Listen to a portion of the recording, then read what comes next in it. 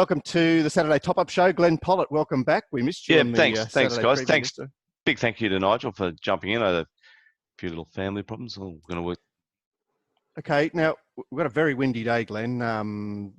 Wind from the west at about 50 k's, hitting the horses on the outside along the side there. I can see the wind at your place in the back there, Mark, but at Coogee it's not windy. It's God's country, isn't it?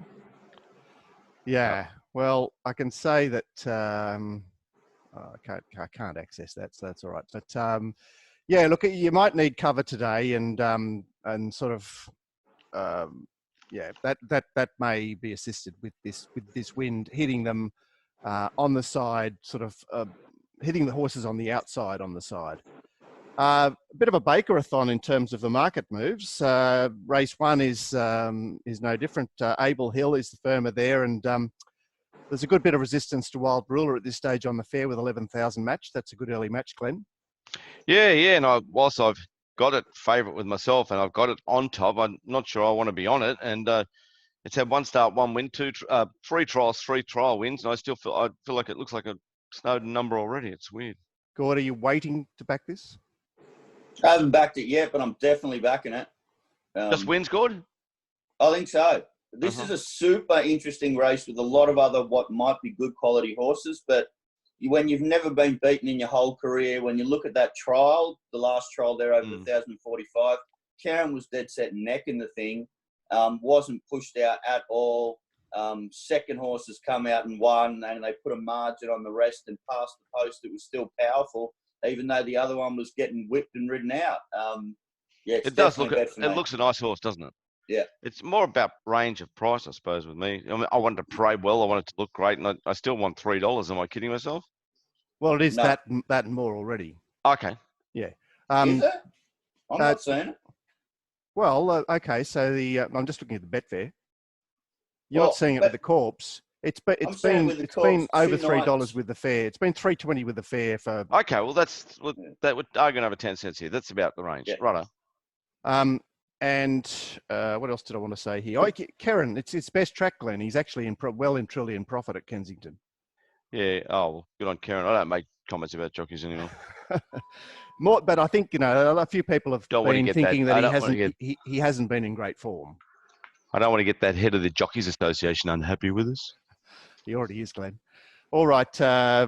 Obviously, the parade is going to be also very interesting there. Race 2, I must say, Gord, there's a couple of races here that scratchings haven't necessarily helped. A little bit of the pressures come out of this race too. Racing as well as have Canasta getting across Gone By. I wasn't quite so sure, but Gone By is one of the movers in the race. In fact, it's the best mover into $7. A couple of different form lines here, Glenn, so it's an interesting race. Yeah, there they are, right in front of us. Who did you say the interesting movers were? Did you say Canasta? No, Canasta's the firmer in the race has Gone By. Oh, Gone By. I thought, what the hell's going on with my stuff? I've got Canasta and Yonkers as being the firmers. Yeah. Anyway, maybe that was early moves. I've got it from Wednesday on. Oh, okay. Well, anyway, talking about Canasta, I thought, well, it ticks one box. It does look barrier 10, clear leader. It's one at the track on the inside. It's only attempt last start. That's another tick. Few non-chasers here, boys. Yeah, well, what do you say about the blue colours? Gord and Nigel were quite keen on Meadow, who I'm suggesting is not quite as well suited now. Hey, guess who this is? Out. Guess who this is? It's my lawyer. Hold on a sec. Hey, mate, I'll call you back. See ya. Was it really your lawyer? Yeah. About that thing we're involved in? Yeah. Anyway. Good on you, good. Talk about that later. Blue colours, Glenn. Where does it sit with you? I felt a bit icky there, Mark. Number 7, Amido, we're talking about. Amido we're talking about. A very heavy track. Got the job done. Did run through the line. I suggest it's got a live chance, but I'm not comfortable. Yeah. It'll give us... back to Rachel King. What do you say there? Well, that's a question for Gord. Well, it's about my only problem I have about the horse. I think all the others are numbers. Yeah. I agree with Glenn that as far as the map is concerned, Canasta's the one. The interesting thing is you could go either way with the scratchings. I've gone for it being a positive for Amanito because with the smaller field now, it's not going to be too far off them. Okay. I think that is going to definitely work in its favour. And then I watched the replay again last night. This thing was powerful through the line, past the post. It's going to love being up in distance. And I've had enough of every other horse in the race. It's easy to have had enough of every other horse in the race. So I've got to say that. It is the DF, isn't it? Race 3, the highway. A little bit of money for my my roughie Delago Bay. And Toro and Jailbreak seem to be getting closer together in the market. Is that fair, Glenn? I think so. There's the 3 horses out of the lead up, isn't there? Number 8's the other one, Foxy LaBelle, who I did put on top that day in Mounting Yard Mail. Yeah. And Sam went up the inside and didn't look to have much luck in the straight. It's also a lot longer prices than the other 2. So at this stage, I've got to stick solid and stick with 8 and give it another chance, even though it's drawn the car park. But I think that kind of suits this type of horse.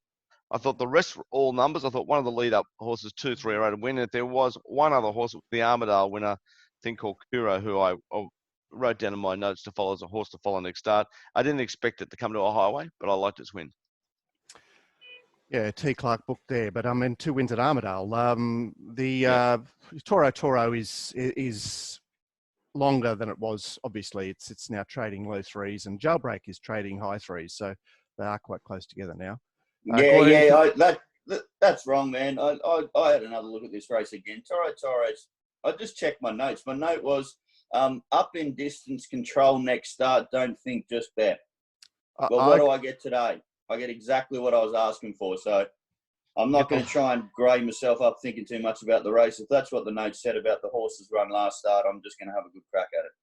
And I think you're entitled to, Gord. I think that, Glenn, when I saw this configuration, I just thought of cultural amnesia, the way that J-Mac just took control of that Kensington 1400 metre race, put the others to the sword. Yeah, well, he knows his job. The 1,000 metre race has lost a couple of key participants, sort of on-pace participants. So I wonder if that's worse for the favourite, Gordo? Yet again, I took the same narrative as I did in race 2, and the fact that it's a smaller field are less likely to be posted 3 wide, but at least not going to be too far off them. I think it can run the kind of sectionals where if it's close enough, it'll just go past them. I'm keen on it yet again. All right, a lot of interest in Axe, Glenn. Another Baker horse that's a Savage firmer. Yeah, why on just that day? Hard for me to find. Beat Bollywood and Rifle. A good ranter pointed the merits of La Cosmo out to me. I was perhaps a touch dismissive. You got any thoughts on La Cosmo, Glenn? It's a line chaser that doesn't seem to get to the line to me, but it's 11 starts, 1 win. I think it's going to be 22 for 2. This horse is the day that it wins. He draw on the inside. Karen drawn on the inside. It's never a favourable combination for me. It just seems to me more like the sort of race where Witherspoon might get a break because its best runs are at Kensington. It's got J-Mac on and might the config, may enable La Cosmo to sort of slip through there. Okay, all right. Is that what you're saying? Look, I think 5's a top horse and a nice horse. Another nice ride for Rachel here, and I expect it's the one to beat. And I could throw a drink on one if it got to like $11 or $12 on the fair and maybe lay back in the run. Okay. Race 5, the other short course race. A little bit of interest in November Man Gord. Looks a fairly inscrutable race. It's well and truly $5 a field. Glenn, what jumps up at you in this race? Nothing. It's very inscrutable. Every time you do any race these days where ice riches and you get all ugly feeling about it, and every time you look at it, it's once last start and it's 20s again. What an annoying horse is. I thought 5 mapped well here, guys. But if you're tipping 5, then it's so tied to Cardiff, it's unbelievable. It was a shorter price and given an average. I don't even want to say average ride anymore.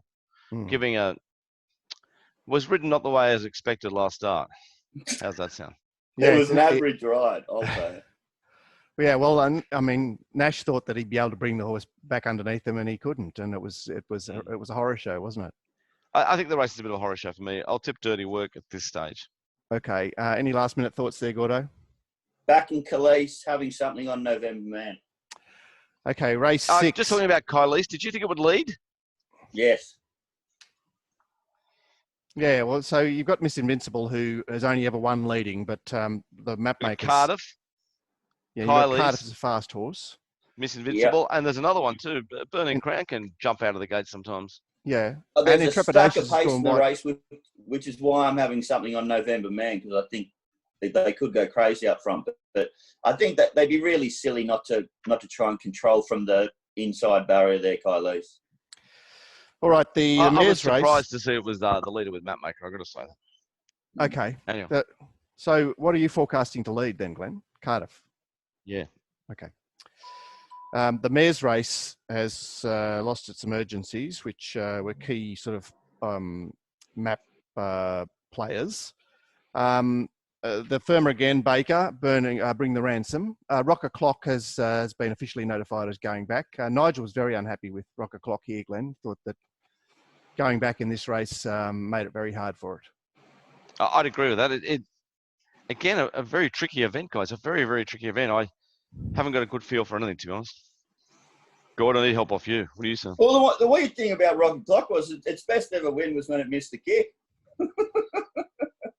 So on this track, I'm not 100% sure that going back is such a negative. For me, when you run as poorly as it did last start, I'm never going to back you.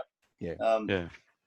I think the best horse with the best jockey is number one, So Taken, but it's got a bit of a reputation of being a nonny, so I've got to be very price sensitive, conservative with it. But it's about the only horse I'm interested in. Well, I've got his last 12 runs in front of me here, and I can't see a win. Yeah. It is a little bit of a nonny.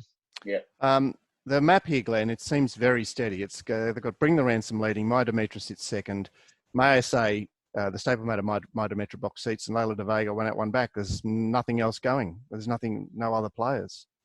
I'll bat through there just using Mounting Yard Mail as my last. All right, the main event, I'm going to call this the main event, the highest grade, one of the two 88s on the day. And Hilo remains the favourite. No real moves overnight. Yet again, we're looking at low threes for Hilo. Query on High Tail. Gordon Nige made mention of the fact that it seemed to trial particularly poorly. I guess the parade could be interesting there, Glenn. Yeah, I wasn't happy with the trial. I wasn't happy with Hilo coming back in distance. What were you saying about that, Gord? Well, there's a couple of things I'm not happy about Hilo, but then, I've been waxing lyrical recently about the backing the horses that have the best recent runs, and that's clearly number 9 Hilo. Any thoughts on one of my favourite old girlfriends? She's an old man now, Into the Abyss. I still think she's a top horse. Well, I made mention yesterday, Glenn, that Nash is winning 70% on turnover for John Thompson. He's striking at 30%. So wow. That's a big stat. I think, Into the Abyss, I made it fit in there, even though technically, I was a bit creative. Well, it'll come down to the parade to me how Hightail looks, guys. I've seen Snowden's trials. This is simple for simple for me is Hilo. I'm definitely going to back, and then if we've established leaders to be advantaged on the program, I'll be having something on number 1 ready to profit. I think it's an interesting runner ready to profit, just because it seems to strike a situation where at its last start in Brisbane, it had an horrific run on a hot speed. Improvement had a really great run, got bloused by Miss Fabulous. And here they are, Improvement's a third the price of Ready to Profit. And Ready to Profit just moseys across there and takes up the lead on a course that so favours that sort of scenario. It's basically 12 months ago to the day when it won first up. That was at Scone when it beat Madame Rouge and Profit Sum. That was a $150,000 Scone, whatever that race is. That was a hot race. A rocket at 100 was coming off 147 days off. Today it's 161 days off. It all kind of lines up the same. I think Ready to Profit's got a great chance here too, Gordon. I didn't notice that. That's good info. Okay. And the horses that beat are better than these. Yeah. It's an interesting race. The penultimate, yet again, a sort of a steady pace scenario here. Just refresh my memory, Glenn, Bandersnatch's parade before he got taken out at the barrier last week. He'd come back well. He'd come back in good order, typical of the stable, mate. They always come back with condition and walk well and educated well. Look, I really like this horse today. I think if it goes straight to the front, it's hardest to beat. The only thing I'm a bit disappointed was to me, it has the feel of $4.50, not $2.90. Yeah, definitely. Yeah. I know what you mean, but if you think about this map, so he goes to the lead, and Mapmaker's got Hanger sitting second. He's got Vikingdom come sitting third and Cut a Deal 1 out, 1 back. Well, they're not going to get past him, those three. They're going to be nice little, dummies behind him while he skips away. But I feel icky at the current price, guys. I'm not sure it's a horse. It hasn't proved itself yet. Yeah, and I suppose first up in this company should be more of an ask than it looks. Look, I'm particularly if Glenn doesn't have it in his top two, I'm going to be betting late, and I'm going to look to have something on 1, 2, and 6. Okay, and the Nightcap. Well, this is yuck poo, isn't it, Glenn? Oh yeah, another hateful race. We get them this time of year, so the way I go after hateful races is I just try and get all the form done, look at the best last run, and try and find something that I can find a narrative for, or maybe find some odds for. And my narrative in this race was the horse that finished behind Rubisaki, California Salto. If you look at its SP, it was 30s to 60s that day. Off the tapes, it looked to just poke around a little bit. I think everyone in Sydney's given up to Rubisaki. No one wants to beat him. I think California Salto is a high-class 3-year-old filly that's got some chance in this race. But all right, so you lined up with Gord there. Oh, have I? I didn't watch. You liked it too, Gordon? I like the fact that you said high-class filly, because I just think this is the perfect race for this horse. Third up against these bunch of walkers. It's the young 3-year-old, comes out of the superior form race, barrier 2, going to get a suck run. But I wasn't sure whether it had any quality or not because it hadn't finished yet. And you just said classy animal. So you must have seen something from the yard, which I think that's that extra little piece of information I need to actually have a good bet on it. I feel like you just said about 5 things that could have got us life then, Gord. But anyway. I don't know if you recall this race last year, Glenn, and the only reason I'm mentioning it was the race where Bobbing was coming off the country championships, provincial championship win, and had no price. Do you recall that? It was like sitting there at $4 in the early market, and there was Betfair twanging out there at $12 and $15. Rings a bell, Mark, but you would remember it like it was yesterday. I remember it like it was about a year ago. Anyway, good luck with that one. It's a fascinating card. I'm pleased we're at Kensington today. It sort of adds a fresh dimension to a Saturday card. And I haven't got any best bets today. I'm going to just bat like I'm Jeff Boycott a bit today. Yeah, well, I think it's it'll be interesting to see how well the Wednesday Kensington form of 2.5 weeks ago stands up, because that should be relatively fertile, and I'm not that well placed with some of that form. Stay tuned. Look, we'll be back on Monday with a rant for members. For those of you that are watching, only for members. Only for members. Yes, only for members. So all you other little bastards out there with your poisoned pen, stop watching us. But if you aren't a member, you should be, because first of all, you get the first 2 weeks free, so you don't even have to pay anything to be a member for the first night, and you get a shitload of content. I nearly asked those stewards for their credit card details of that inquiry the other day just to get them on board. And I was going to mention the first 2 weeks for free just to butter them up a bit, but it wasn't that much of a joking session. No, I think I did get under the skin of the chief steward there. So watch that space. We're back in front of them next Thursday. And in the meantime, we're filming 4 and 5 shows a week. There's a lot of content for every Metro meeting, and most importantly, there's the chat room, which is full of clever minds, and Gord's only one of them, aren't you, Gord? A stack of guys. So when you get in there, you get Hong Kong info, Queensland info, Victorian info, West Australia info. We've got 2 awesome dog guys that are just smashing it at the moment. There's some guys. There's some guys buying new houses, just betting off the info in the chat room. So wow! All right, the houses are probably quite cheap at the moment.